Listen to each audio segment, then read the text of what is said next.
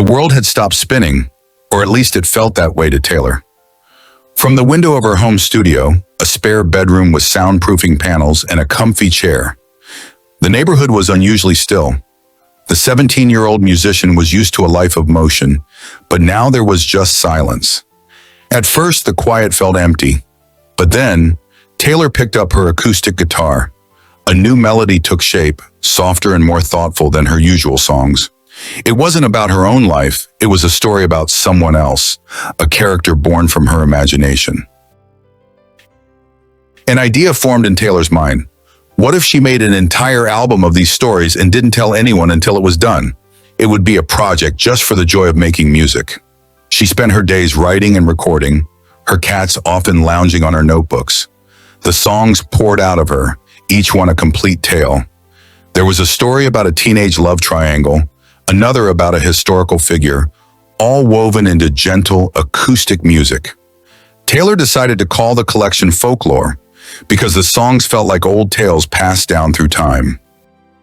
When Taylor finished, she released the entire album online as a surprise. One day it wasn't there, and the next, a whole collection of new music appeared. The response was immediate and immense. People who were also feeling the quietness of the world found deep comfort in Taylor's narrative songs. The music became a companion for them, a cozy blanket for difficult times. Taylor was amazed that the stories she had created in her small room were connecting with so many people in their own homes, providing a sense of shared experience and peace. But the well of creativity hadn't run dry. Creating Folklore had unlocked a new way of writing for Taylor, and the ideas kept coming. More characters appeared in her imagination, their stories demanding to be told.